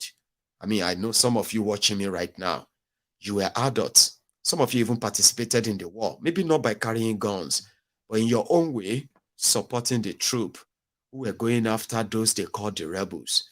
The Igbos wanted to leave. They wanted to leave. And Nigeria said they shouldn't, they couldn't leave. 5 million women and children were killed in order to keep them in Nigeria. For what? To continue to be part of this shege, the Nigeria shege, that is not serving anybody. So yeah, let's continue to pretend that your prayers is going to fix Nigeria, that your election is going to fix Nigeria. Keep trying out the same thing you've tried all the time. So it's not on you, it's not on me. I want Nigeria to break up. I want every nation in that country to have their own independence enough to decide and determine how they actually really want to exist. Now, that option was never given to our forefathers. It was never given to those before us. And we are demanding for it right now, but rather, we are being called or being led to the slaughter. It's like a death sentence. But no matter how long they try to make you think, it is not going to happen. Their actions, everyday action, is in fact leading Nigeria to that precipice. We are just trying to see if it's not going to be violence. But it seems it's going to be. They say when you want a peaceful change, if you make peaceful change impossible, you will make a violent change inevitable. None of this is in our control. The greed of this ruling class will eventually make that happen. But if you don't want it to be violent, you should begin to read into the positivity, the advantage of a broken up Nigeria. Please start looking into it. I mean, this time around, there is so much merit than the demerit that they are telling you about. A lot of them are saying, when Nigeria break up, Nigeria will lose the advantage of being the biggest black nation on earth. Nigeria will lose the giant of Africa status. Nigeria have already lost all of this. They are not real, okay? Instead of being the biggest black nation on earth, Nigeria has become the biggest black burden to the rest of the black people all over the world. That's what Nigeria has become. No thanks to these criminal politicians who continue to do the same thing. They will never change. And the more they do this, the more they push us to that inevitable state. Or it's only that when that happens, right? Don't blame yourself. Don't blame me. In fact, somebody like myself will make sense to you more then that I am not the enemy. The real enemy are those who are telling you one Nigeria on this hand. The Igbos cannot be trusted and they will never be president of or lead Nigeria on the other hand. So what is now one about that? I mean, that's Nigeria. So fool me once. It's my fault. I mean, it's your fault. Fool me twice. Then that is my fault. So maybe you should see it that way too. Before you grow old, full of regrets. I mean, full of regrets. Like those we call our elders today. They are old, tired, some of them weak. They don't have that mental strength anymore. And a lot of them are looking back and saying, we wished we supported the Igbos when they wanted to break up in 1967. Maybe if we had let the Igbos leave, a lot of other nations would have probably lived as well. And who knows? Maybe the destiny of Nigeria wouldn't be this horrible and terrible. The future of Nigeria will probably not be as bleak as this. So I'm not going to wait till I am 80 or 90 by living a lie in my adulthood, telling myself that Nigeria is going to get better when I actually see those who are destroying her, those who are going to make that great, better Nigeria impossible, parading themselves as your leaders. I'm not going to pretend. I'm going to do this for the sake of the younger people. So I'm not going to wait till I am 80 years old and I'm going to be regretting and say, and I thought Nigeria was going to work, and I thought Nigeria was going to be better. You, these young people, it's now over to you to make sure that you make Nigeria better. We are old now. We are going. I'm sorry, Jare, my older audience. I'm sorry for the blinking as well. Okay, I intentionally didn't want to change the battery. I want to use that plugin and see how long or how many times the blinking happened, and it has happened many times. Okay, so I have aged citizens who are the brethren and the temple of truth, following Mayegun's diary political, and indeed, a lot of them will tell you, if they had a chance of going back to 1960s, they would support the Biafrans to have their country. If they knew that Nigeria was going to become what it is now, when they were younger, they wouldn't have supported the propaganda that saw to the killings of over 5 million people. I don't want to be older. I don't want to grow old. I'm full of that regret. I'll see you some other time. Good night.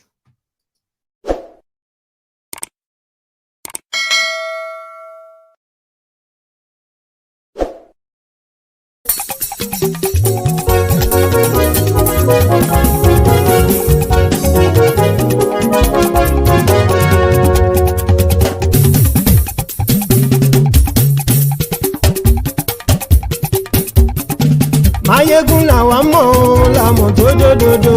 Mayegun diary na him be number one. Mayegun làwa mọ̀ làmọ̀ tó dòdòdò. Mayegun diary na him be number one. Mayegun ti dé o ọ̀rẹ́ ará ìlú. Mayegun diary na him be number one. Lórí Facebook, lórí YouTube. Mayegun diary na him be number one. Gbogbo bó ṣe ń lọ ni Mayegun já wa sí. Mayegun diary na him be number one. Àṣírí ọ̀jẹ̀lú kì í bò níbẹ̀ o. Mayegun diary na him be number one. Bó bá ṣe eré àní Mayegun máa wí. Mayegun diary na him be number one. Ó sì tún ṣe eré wàá gbọ́ níbẹ̀ o. Mayegun diary na him be number one. Mayegun diary political. Mayegun diary na him be number one. Godfatherism kò sí lọ́rọ̀ Mayegun. Mayegun diary na him be number one. Ẹ farabalẹ̀ sẹ́ o kẹgọ́rọ̀ lẹ́nu o. Mayegun diary na him be number one. Àní Mayegun làwa mọ̀ tó dòdòdò.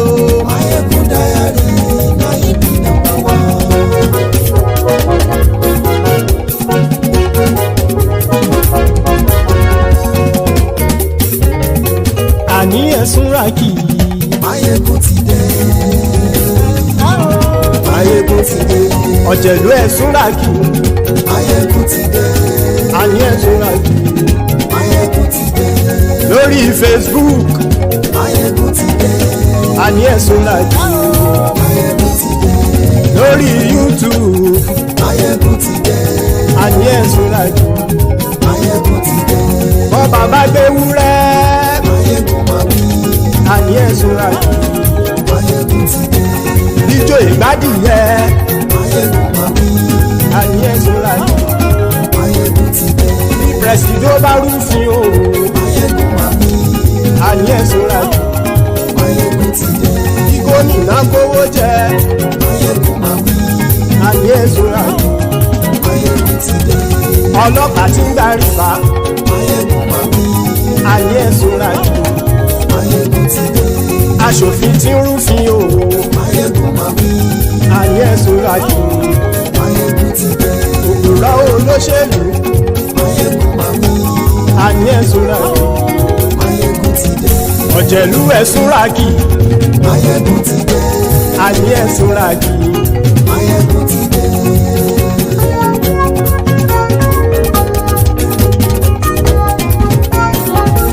Máyégún ti dé. Gbogbo ọ̀jẹ̀lú ẹ̀sùn ràkì. Máyégún ti dé. Gbogbo ọ̀jẹ̀lú ẹ̀sùn ràkì. Ṣùgbọ́n ní bá ti ṣe èyí tó yẹ kí wọ́n ṣe, ọmọ bá dèrò ní fi wọ́n níran o. Máyégún ti dé. Gbogbo ọ̀jẹ̀lú ẹ̀sùn ràkì. Máyégún ti dé. Gbogbo ọ̀jẹ̀lú ẹ̀sùn ràkì. Ṣùgbọ́n ní bá ti ṣe èyí tó yẹ kí wọ́n ṣe, ọmọ bá dèrò ní fi wọ́n níran. Wọ́n fowó bẹ́ẹ̀ o, Máyégún ó sọ pé wọ́n ò bẹ́ẹ̀. Wọ́n fowó bẹ́ẹ̀, Máyégún ó sọ pé wọ́n ò bẹ́ẹ̀. Oníkanṣá ti ṣe èyí tó yẹ kí wọ́n ṣe, fáwọn ará ìlú tó gbé wọn débẹ̀ o. Máyégún ti dé. Gbogbo ọ̀jẹ̀lú ẹ̀sùn ràkì. Máyégún ti dé. Gbogbo ọ̀jẹ̀lú ẹ̀sùn ràkì. Ṣùgbọ́n ní bá ti ṣe yìí tó yẹ kí wọ́n ṣe, ọmọ bá dẹ́rọ̀ òní fi wọ́n níran. Kì máa yí ṣeré, ọ̀rọ̀ yìí kì í ṣẹ̀fẹ̀. Kì máa yí ṣeré, ọ̀rọ̀ yìí kì í ṣẹ̀fẹ̀. Ẹni bá ti lè lẹ́bọ̀ lẹ́rù o, ọmọ bá dèrò kàṣàyè tú wọn síta. Máyégún ti dé. Gbogbo ọ̀jẹ̀lú ẹ̀sùn ràkì. Máyégún ti dé. Gbogbo ọ̀jẹ̀lú ẹ̀sùn ràkì. Ṣùgbọ́n ní bá ti ṣe yìí tó yẹ kí wọ́n ṣe, ọmọ bá dẹ́rọ̀ òní fi wọ́n níran. Tẹnitẹni ọmọ Máyégún ọ̀rẹ́ ara ìlú mọ̀mọ́ ni mo fọlọ́run ṣọ́ ẹ̀ bá kìlẹ́bù. Lóòótọ́ olódodo ìlú ọ̀tá ìlú mọ̀mọ́ ni ìwọ ṣá máa ń ṣọ́ra kò sì mọ́ bẹ̀rù. Bọ́tà ń lè rí bóníṣègùn lé káwọn mọ̀mọ́ fi ṣera wọn ni ó ti dẹrùn tí wọn ò gbọ́dọ̀ sì mọ́ bẹ̀. Èèpo ọ̀bọ̀ lọmọ bá dérò tàjẹ́ ò gbọ́dọ̀ jẹ́, ó ti dọba lórí àbínú ẹni kò sì mọ́ bùyà. Àìsíwọ́lu ní ẹnìkẹ́ ìgbódì ẹyin lábàrá o, ó kó ẹni tó bá dán o àkàmù. Máyégún ti dé. Gbogbo ọ̀jẹ̀lú ẹ̀sùn ràkì. Máyégún ti dé. Gbogbo ọ̀jẹ̀lú ẹ̀sùn ràkì o. Ẹni bá ti ṣe yìí tó yẹ kí wọ́n ṣe, ọmọ bá dèrò òní fi wọ́n níran o. Máyégún ti dé. Gbogbo ọ̀jẹ̀lú ẹ̀sùn ràkì. Máyégún ti dé. Gbogbo ọ̀jẹ̀lú ẹ̀sùn ràkì. Ṣùgbọ́n ní bá ti ṣe yìí tó yẹ kí wọ́n ṣe, ọmọ bá dẹ́rọ̀ òní fi wọ́n níran.